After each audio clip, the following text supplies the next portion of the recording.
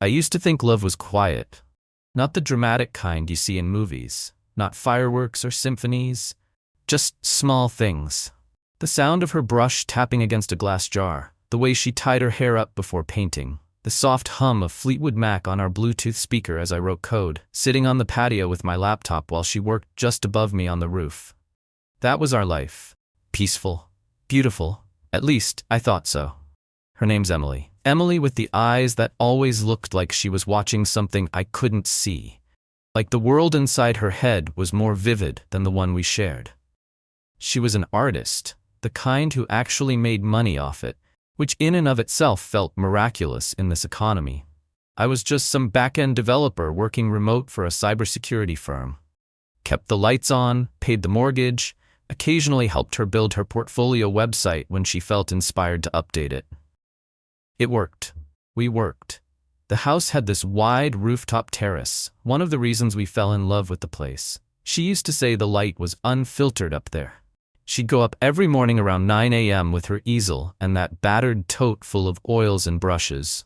I never really bothered her when she painted. She always said it was her church. And I respected that. I gave her space. Sometimes she had friends over. Usually other artsy types. I never minded. She'd introduce them. This is Tyler, my husband. He builds the internet. They'd laugh. I'd smile. Most of them were harmless, folks in paint-stained overalls or thrifted scarves who drank oat milk and spoke in quotes from Virginia Woolf. But then there was him. Liam. I remember the first time he came over. Tall, smiled too much, the kind of guy who made a point of locking eyes with you when he shook your hand, like he was already trying to charm you, win you over. He had tattoos on his hands. Not sleeves, hands. I never trust guys like that. He's just collaborating with me on this grant proposal, she told me once, waving a brush around. He's really talented, babe. I let it go. Why wouldn't I? That's the funny part about trust. You never realize how blind you've been until it's too late. The security system was my thing, something I set up early on, mostly for peace of mind. We live in a decent neighborhood, but I'd rather be safe than sorry. Motion detectors, cameras, smart locks, the works. One of the cams was mounted just under the patio awning, angled toward the terrace, mostly to watch the back fence and the trees beyond. Emily hated it at first, said it made her feel watched. So I disabled the recording feature during the day. Just live feed, no saving, no history, nothing stored. But one day last month, a Tuesday, I forgot to disable it. I only realized when I opened the software to check a motion alert and saw a clip logged at 10:48 a.m. Unusual. The system shouldn't have been recording. Curious, I clicked it, and I watched. It wasn't like they were trying to hide. Not really. Liam stood close to her, looking over her shoulder at a canvas. She laughed at something he said. Then he tucked a strand of hair behind her ear. My stomach twisted. She didn't pull away. In fact, she leaned in. He kissed her. Not a polite one. Not accidental. A slow, soft kiss that lingered longer than it had any right to. I sat there, frozen. For a second I thought maybe I'd hallucinated it, that maybe the light played tricks or I misunderstood. But then I scrubbed back, frame by frame. There was no mistake. My wife, the woman I made coffee for every morning, the woman I watched build a whole life on canvas and sunlight, was kissing another man on our rooftop, on our house, under our roof. I didn't sleep that night. I didn't confront her. I just lay awake, staring at the ceiling while she slept beside me like nothing happened. The next morning, I made her breakfast like always. Bacon, toast, and eggs the way she liked, runny yolks. She kissed my cheek, told me she'd be up on the roof all day. With him, I assumed. I sat at my desk and stared at lines of code, trying to make sense of functions while the only loop I could think about was the video clip replaying in my mind. By noon, I'd made up my mind. I didn't want to jump to conclusions. I wanted to know how long it had been going on. I needed more. So I left the camera on. Every day for the next week, I watched her paint. But there was less painting, more whispering, more leaning in, more of his hands on her back. Once, she laughed and slapped his chest playfully, and he pulled her into a hug from behind. She didn't flinch, didn't push him away.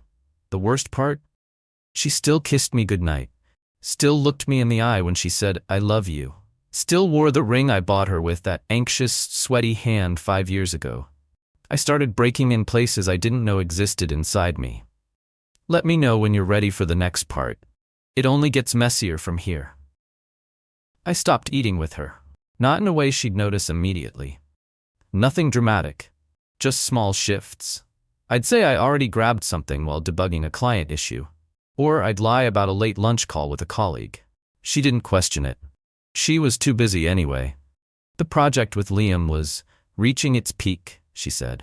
They were planning to submit something to a gallery in Portland. Big opportunity. I nodded. Told her it sounded great. I hated every word coming out of my own mouth. I thought about confronting her 100 times. I drafted texts I never sent, practiced what I'd say in the mirror, but every time I looked into my own eyes, all I could feel was shame. Not anger yet. Not really. Just this numb, buzzing sense of failure. Like I'd missed the signs, let her drift. Like somehow this was on me for not being exciting enough, artistic enough, alive enough. One night I watched from the patio as they danced up there. No music, just her laughing, his hands at her waist, twirling her like they were alone on some rooftop in Paris instead of our house in Oregon. That's when I felt something crack in me, a heat I hadn't allowed myself to feel until then. I closed the patio door and went inside. I didn't sleep. Again.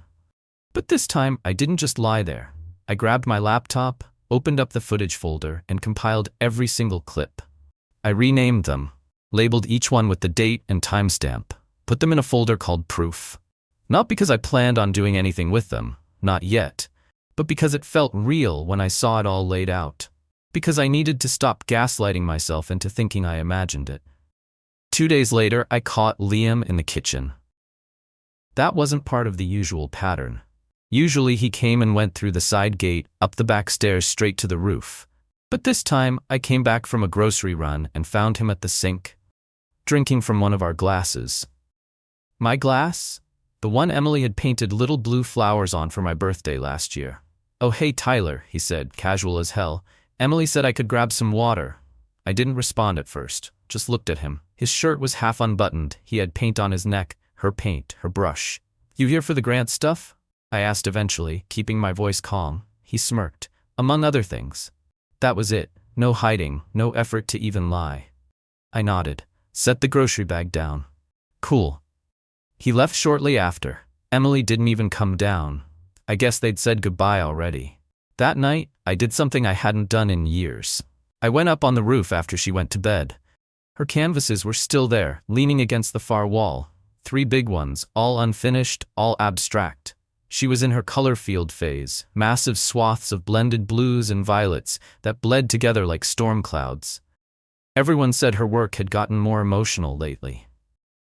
More depth, someone wrote in a review last month. I wondered if they knew the depth came from betrayal. I stood there in the dark, surrounded by her creations, breathing in the sharp smell of turpentine and cheap red wine. And then I picked up one of the brushes. At first I didn't know what I was doing. I dipped the brush into a jar of black paint, slowly, deliberately. Then I dragged a thick, jagged line right across one of the canvases. It felt good. Not like revenge, not like justice, just honest. I kept going, stroke after stroke, black lines cutting through her violets, slicing across her clouds like cracks in a windshield. I ruined 2 of the 3 pieces before I stopped. Not all the way, just enough to make them unsellable, unshowable. Ours. I went back downstairs and took a long shower. She never woke up. The next morning, she screamed. Not right away. First there was silence, then a gasp, then something like a sob, followed by her shouting my name from the rooftop. I didn't go up. Instead, I sat on the couch and waited. Eventually, she came down, eyes wide, hair wild, fury in every line of her face. "What the fuck did you do?" I met her gaze and didn't blink. "Should have checked the camera feed, Em." She froze, paled. I could see it hit her like a wave, realization crashing over anger. Her mouth opened and closed. She looked like she wanted to lie, to spin, to deny. Instead, she said nothing. So I stood up, walked over to my desk, plugged in the flash drive, opened the proof folder, clicked play. She watched the kiss in silence, and then the next one, and the next one. By the time I got to the 6th clip, her hands were trembling. "Stop," she whispered. But I didn't. "Let me know when you're ready for more. The aftermath is where things really unravel." She reached for the mouse, tried to pause the video, but I pulled it away.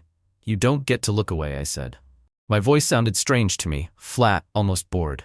Not yelling, not shaking, just done. I didn't mean for it to happen, she whispered. Tyler, I swear to God it was a mistake. I laughed, actually laughed. Not because it was funny, but because hearing that cliché come out of her mouth was surreal. Which part? The first time you kissed him? Or the other 5 days you brought him up on the roof while I was downstairs paying for the groceries you fed him? She flinched. Good. Please, she said. You don't understand. I wasn't trying to hurt you. Liam made me feel like myself again. Like I wasn't just what? I snapped. Just the woman with a house and a husband and a terrace to paint on? You wanted chaos? Congratulations. She sat down on the edge of the couch, burying her face in her hands. I watched her shake, but I didn't touch her. Not this time. You destroyed my work, she said between quiet sobs. I looked at her, dead in the eyes. You destroyed us. We sat there in silence for a long time. The kind of silence that feels like a vacuum, sucking all the oxygen out of the room. Then she looked up, makeup smudged, eyes bloodshot. I don't love him. You sure acted like you did. She started to say something, maybe another excuse, another artistic justification. But I was already walking toward the stairs. You can stay here for the night, I said. I'll be at my brother's. Tomorrow, you figure out where to go. Because you're not painting on that roof again, not in this house. She didn't argue. That was almost worse. I crashed on my brother's pull-out couch. Told him just enough. He offered to grab a bat and find Liam, but I told him it wasn't worth it. What was I gonna do? Get arrested over a guy who drinks tap water from my glass and kisses my wife between brushstrokes? No thanks. The next few days were strange, quiet, but not peaceful. I came home twice, to get clothes, my workstation, important papers, and each time the house felt different. Hollow, like the soul had been vacuumed out of it. Her canvases were gone. The rooftop was empty. A half-finished mug of coffee sat on the counter like she'd just stepped out, but I knew better. She left a note on the kitchen table the second time. I'm sorry. I know I don't deserve anything. I just wanted to say I really did love you. I got lost. You didn't deserve this. I didn't keep it. Didn't throw it away either.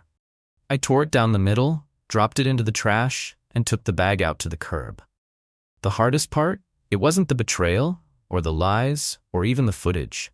It was realizing that the life I thought we had wasn't real.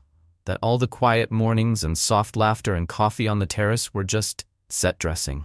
She was somewhere else the whole time. Not just in those last few weeks, but maybe long before that. Before Liam. Before the rooftop. Before I even noticed the way she stopped asking me to come see what she was working on. So now it's just me. The house. The camera system. And silence. Not the peaceful kind anymore. The kind that echoes.